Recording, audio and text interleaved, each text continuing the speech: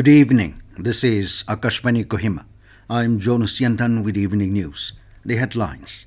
Nagaland government signs power purchase agreement with Hutah Industries.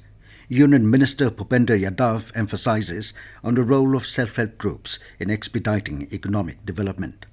Online application for Post Matric Scholarship for ST students State Merit and Research Scholarship to open from August 28. And Supreme Court transfers CBI cases on Manipur violence to Assam, asks Gauhati High Court to ensure fair trial. And now the news in detail. Nagaland government today signed a power purchase agreement with Hutah Industries at Hotel Jafu, Kohima. The agreement will enable purchase of power from a 10 megawatt biomass power plant at AK Industrial Village in Kaneshnagar, Nagaland, to be developed by Hutah Industries on independent power producers mode. Speaking at a signing event, Minister of Power and Parliamentary Affairs KG Genye stressed upon the need for power generation within the state to meet its energy demand, promote industrial activities and reduce import. Noting that the project will be fueled by bamboo, the minister suggested exploring tie-up with Nagaland Bamboo Development Agency.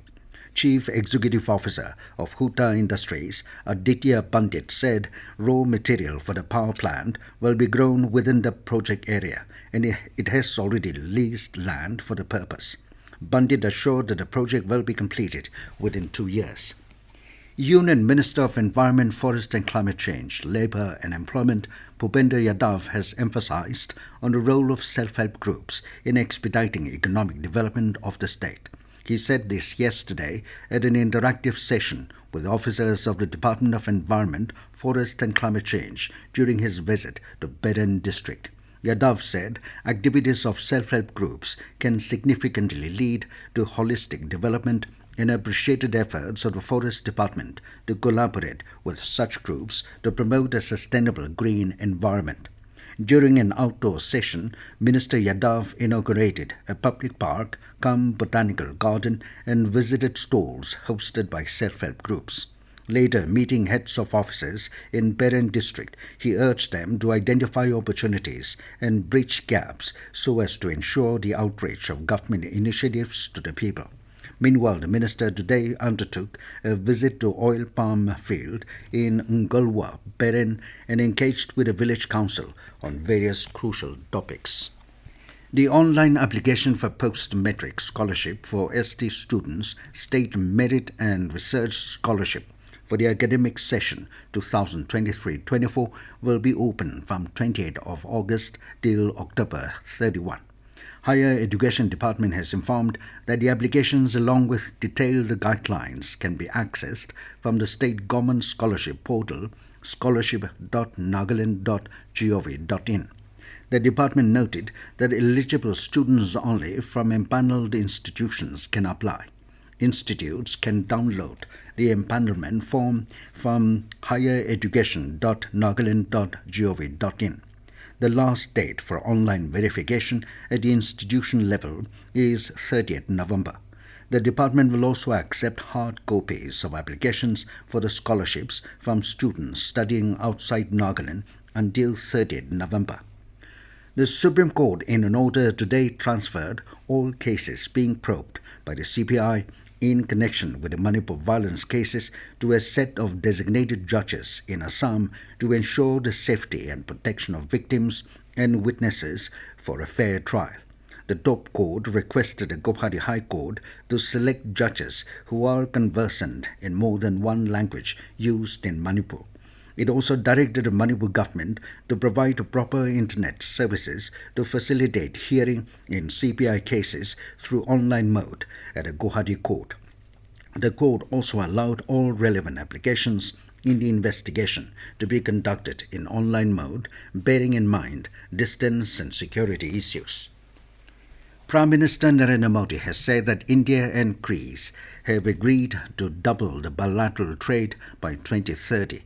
In a joint press conference with his Greek counterpart, Kyriakos Mitsotakis in Athens today, Modi said the two countries have agreed to strengthen their strategic partnership in various areas, including defense and security, infrastructure, agriculture, education, and skill development. He informed that they talked about mutual cooperation in the area of terrorism and cyber security. Modi also mentioned that India and Greece will soon be having an agreement on migration and mobility partnership. This is the first visit by an Indian Prime Minister to Greece in the last 40 years. This news comes to you from Akashvani, Kohima. You can also listen to this news bulletin on News On Air app and YouTube channel AIR News Kohima. The central government is launching an invoice incentive scheme by the name Mera Bill Mera Adhikar to encourage the culture of customers asking for bills for all purchases. This is being done in association with state governments. Bills with minimum value of 200 rupees can be uploaded on mobile app Mera Bill Mera Adhikar or on web portal web.merabill.gst.gov.in. Two bumper prizes of 1 crore rupees each will be given every quarter. There will also be 800 lucky draws of 10,000 rupees each and 10 draws with 10 lakh rupees prize each every month. The pilot scheme will be launched on 1st September. Principal Secretary Geology and Mining I. Himadu Zimomi has stressed on the importance of preserving and judiciously exploring natural resources within the state. Addressing the 43rd session of the State Geological Programming Board in Dimapur today, Zimomi called for a collective effort towards ensuring sustainability for future generations.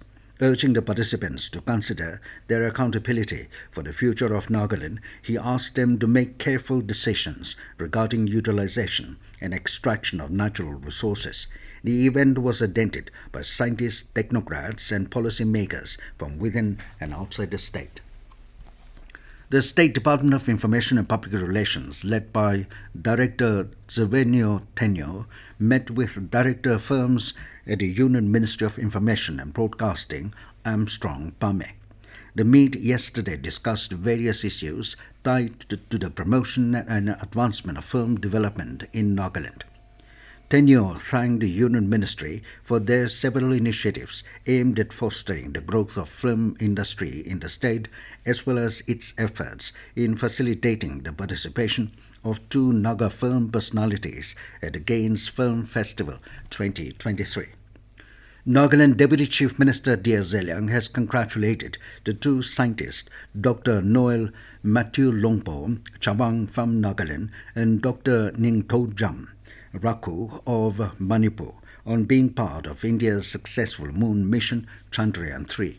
The Deputy CM expressed pride that the two scientists are now part of India's space history in particular and the world in general for their notable contribution to Chandrayaan-3.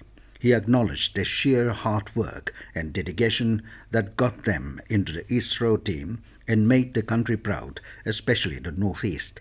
Zeliang wished the scientists good health and a brighter future, while also congratulating the entire team of ISRO for the successful mission.